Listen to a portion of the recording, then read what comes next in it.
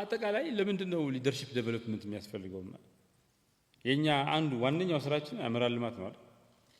የአፍሪካ አመራር ልህቀት አካዳሚ ነው አይደል? ሊደርሺፕ ዴቨሎፕመንት ነው።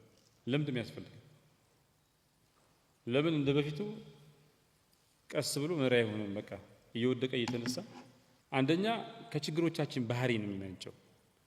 ችግሮቻችን ኤግዚስቴንሻል ናቸው። ኔቸሮቻችን የሰው ልጅ በሙሉ እየገጠመ ክላይሜት ቼንጅ፣ ኮቪድ-19 ምናምን አይነት ችግሮች ኤግዚስቴንሻል ናቸው። የሰው ልጅ በዳች ከሎወር ሚድል ኢንካም ወደ አፐር ሚድል ኢንካም ለመግባት 270 ዓመት ወስዶባታል። አሁን ግን ፈጣን ነው ነገሩ ሁሉ ፈጣን ነው። ጊዜ አይሰጥም። ችግሩን ፈጣን ነው፣ እድሉም ፈጣን ነው።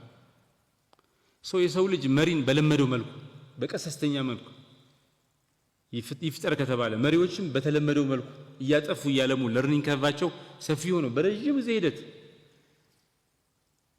ብቁ መሪ ሆኑ ብንል ኪሳራው ከፍተኛ ነው። እድሎች ያመልጣሉ። የመልማት የመለወጥ እድሎች ይባክናሉ። አደጋዎች ያመዝናሉ፣ ኮስት ያደርጋሉ። የኦፖርቹኒቲው ትልቅነት ለምሳሌ 500 ዓመት በ500 ዓመት አንድ የሚገኝ ዘመን ነው ይባላል። የ500 ዓመት ኖሌጁ አስተራሩ ስርዓቱ የምርት አመራር ስርዓቱ ኢንተርናሽናል ኦርደሩ ፈርሶ ሌላ አዲስ ስርዓት የፈረሰ ሌላ አዲስ ስርዓት የተዋቀረ ነው። ይሄን ዘመን በዋዛ ፈዛዛ እንትን አልነው ማለት ከዛ ሌላ 500 ዓመት ወደ ኋላ እንቀራለን። መሪዎች በናቹራል መንገድ ቀስ ብለው ለርኒንግ ከርቫቸው እየወደቁ እንዲያድጉ መፍቀድ ጊዜው አይፈቅድልንም። በተቻለ መጠን የሚወድቁበትን ማሳነስ ከበፊት ከሌሎች ውድቀት ተምሮ ከሳይንስ ተምሮ ምን ተምረው የማይወድቁ መሪዎች ማድረግ ነው። ሳይድሁ የሚሄዱ ሰዎች ልጆች ማድረግ ነው። ሳይድህ የሚሄድ መሪ ከተቻለ ነው። አገራት የሚፎካከሩት ከዚህ ቀደም ካቺንግ አፕ ነው። እድገት ካቺንግ አፕ ነው። ያደጉ አገራት አሉ፣ ያደጉትን ጆይን ለማድረግ ነው። ልክ ሩጫ 42 ኪሎ ሜትር ሩጫ ካለ አንዱ ቀድሞ የሚሄደውን ሌሎቹ እሱ ጋር ለመድረስ ነው የሚሮጡታል። እሱ ጋር ከደረሱ በኋላ ቀድሞ የሚሮጠው ከደረሱ በኋላ ነው የሚያሸንፍ የሚችሉ። አሁን ግን መላ የሰው ልጅ የሚወዳደረው እርስ በርሱ ብቻ ሳይሆን እርስ በርሱም ይኖረዋል። ዋናው ፉክክር ግን የሰው ልጅና ቴክኖሎጂ ሆኗል። አሜሪካ አዲሱ ኤአይን ማሽን ለርኒንግን ምናምን በሱ ምርጥ ካልሆነች አሁን ያደገች መሆኗ ጋራንቲ የለውም፣ ወደ ኋላ ትቀራለች። ከሁሉም ከአሜሪካም ከምንም ቀድሞ እየሮጠ ያለ ቴክኖሎጂ ነው ያለው። ሁላችንም ከዚህ በፊት እድገት ማለት ያደጉት መቀጠል ነው ስራቸው፣ ያላደጉት ነው መሮጥ ያለባቸው። ያደጉትም አሁን መሮጥ አለባቸው። ቢኮዝ ያለፈውን 500 ዓመት ቴክኖሎጂ ኢሪሌቫንት የሚያደርግ የተለየ እንትን ነው ያለው። ሌላው ኮምፕሌክስ ነው። አሁን መሪዎች ብዙ ነገር ነው የሚያስተዳድሩት። መሪዎች ማለት በፊት ጦርነት ማለት ዋን ዳይሜንሽናል ነው። እዚህ ጋር ቀጥ ያለ መስመር ይሰራል። አንደኛው ቀጥ ያለ መስመር ይሰራል፣ ፊት ለፊት ነው። ከዛ ሄዶ በጩቤ ወይ በመሳሪያ በዚህ በቁመህ ጠብቀኝ ነው የሚዋጋው። እና ጦርነት ማለት አየር አለ፣ ባህር አለ፣ እግረኛ አለ፣ መሳሪያ እንትን አለ፣ አልትራሪ አለ፣ ከባድ መሳሪያ አለ፣ ድሮን አለ፣ ኢንፎርሜሽን ዋርፌር አለ፣ ሳይኮሎጂካል ዋርፌር አለ። የጦርነት የሚመራ ሰው ውስብስብ ብዙ ነገር ነው የሚመራው። አሁን ኢኮኖሚ ማለት ዲጂታል ኢኮኖሚ አለ፣ ክፍያ ክሪፕቶ ካረንሲ ምናምን አለ፣ ስፔስ ኢኮኖሚ አለ። ብዙ ነው። 500 ሳን ፍራንሲስኮ ውስጥ 500 ሰው አልባ ታክሲዎች አሉ። ኮምፒውተር ነው ትነግረዋለህ፣ ምንም ሰው የለም፣ አድርሶ ይመጣል። ውስብስብ ነው። ሊደርሺፕ ኮምፕሌክስ ነው በጣም። ዓለም አንድ መንደር ሆናለች። ኮምፕሌክስ ነው። አንዱ ሌላውን በከፍተኛ ደረጃ የውጭና የውስጥ የሚባለው ሀገር ውስጥና በፊት ዋናው የሀገር ውስጥ ሁኔታ ነው። የውጭ እንትን ነው ይባላል። አሁን እኮ የሀገር ውስጥና የውጭ የሚባለው ግድግዳው ፈርሷል እኮ። የውጭ ወደ ውስጥ ይገባል፣ የውስጡ ወደ ውጭ ይሄዳል። በጣም ተጽዕኖ እንትን እንላለን። ኮቪድ-19 የሆነ ቦታ ወይ ቻይና ወይ ኮንጎ ተመጣ ተባለ፣ ከዛ ዓለምን አዳረሰ። ሁላችንም ሳልናል።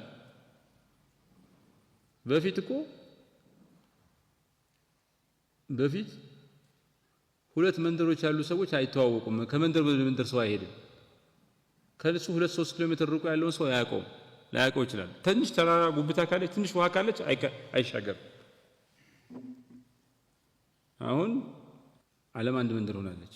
ሰው አንድ መሪ አገሩን ካምፓኒውን ቡድኑን ብቻ አይደለም የሚመራው በሌላው ተጽዕኖ ኮምፕሌክስ ነው አንድ መሪ የሰውን ተፈጥሮ ማወቅ አለበት ሳይኮሎጂ ማጥናት አለበት ኮሙኒኬሽን ማጥናት አለበት ሶሺዮሎጂ ማጥናት አለበት ማህበረሰብን ለመረዳት ማለት ነው በደንብ ማንበብ አለበት ምንም ሳይነበብ የሚመጣ ነገር የለም ውሸት ነው ካልሆነ መሪዎች አይደለም መሪነት it takes pain መራለው ካልክ ከሌላው ሰው በተለየ ሌላው ሲተኛ መተኛት የለበትም ሌላው እግሩን አጣጥፎ ሲቀመጥ አንተ መጨነቅ አለብህ ማሰብ አለብህ መሪነት ፕሪቪሌጅ ነው ጥቂት ሰዎች ከሌላው ሰው በተለየ የሚያገኙት እድል ነው ያ እድል ዋጋ ያስከፍላል ያለ ዋጋ ፕሪቪሌጁን እየተጠቀምክ መሪ ያልሆነም ብትል እየተኛ እንደ ሰው እንደ ኖርማል ሰው 3 ሰዓት እየተኛ 2 ሰዓት እየተኛ መሪ ነኝ ብትል ዝም ብሎ ቀልድ ነው አይደለም መሪ ነህ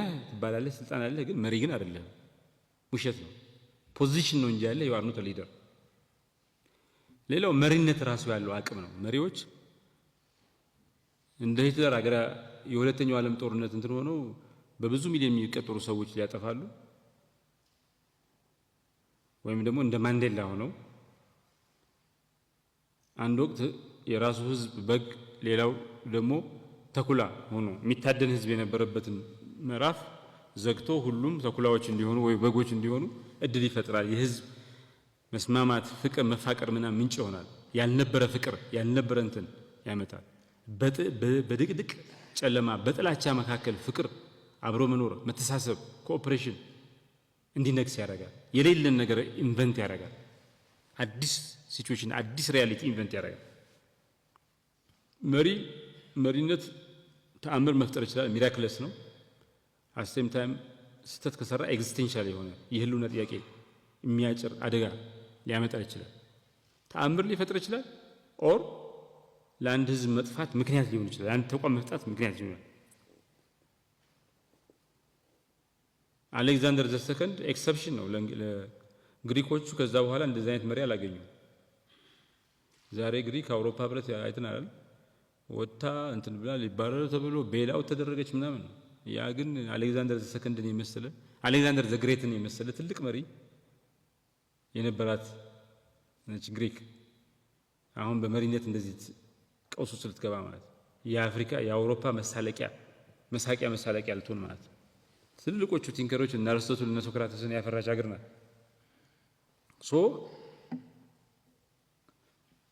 ትልቅ መሪዎች ለምን እንደሆኑ አጥንተን ሌሎች መሪዎችም ይህን እንዲላበሱ ካላደረግን በስተቀር ትልቅ መሪዎች ኤክሰፕሽንስ ናቸው በሆነ ዘመን ብልጭታ የሚገኙ ናቸው በ100 ዓመት በ200 በ300 ዓመት አንዴ ነው የምናገኛቸው ትልልቅ መሪዎች እንዲኖሩን ከፈለግን ሳናሰለጥን ሳንሰራ ትልልቅ መሪዎችን የሚፈጠር ስርዓት ሳንፈጥር በቃ በራሳቸው መንገድ ይምጡ ካል 300 200 ዓመት እየጠበቅን ነው የሚመጡት ማለት ሌላው ውድቀት ሰልፍ ፐርፔቹዌቲንግ ነው ፌለር ትራፕ የሚባላል አንዴ ከወደቃችሁ ኦፍ ኮርስ እንደ ማይንድ ሴታችን ነው ግሮዝ ማይንድ ሴት እና ፊክስድ ማይንድ ሴት የሚባላል ሰውየው ግሮዝ ማይንድ ሴት ካለው ሲወድቅ ግብአት ነው የሚሆነው ለምን እንደወደቀ ያጠናና ምናምን ቶማስ ኤዲሰን እቺ ላይት በልብ አምፖል ለመስራት 10000 ጊዜ ወድቋል እና ለምን አተውም ሲባል በቃ 10000 ጊዜ ወደቀ እኮ ሲባል አምፖል የማይሰራበትን 10000 መንገድ አውቄያለሁ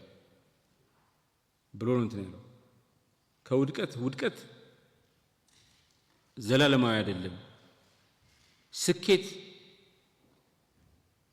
ጣፈንት አይደለም የወደቀ ሰው ይሳካለታል የተሳካለት ሰው ሊወድቅ ይችላል የወደቀ ሰው ግን እዛ ወድቆ የሚቀረው ወይ ደግሞ ፌለር ትራፕ ውስጥ የሚገባው ማነቆስ የሚታነቀው ማይንድ ሴት ነው ፊክስድ ማይንድ ሴት ካለው አይነሳም እያንዳንዱ ውድቀት ወገቡን ያጎበጠ ነው እንትን የሚለው እንጂ ከዛ አይነሳም ብዙ ሰው እንደዛ ነው ፌለር ሰልፍ ፐርፔቹዌቲንግ ነው ራሱን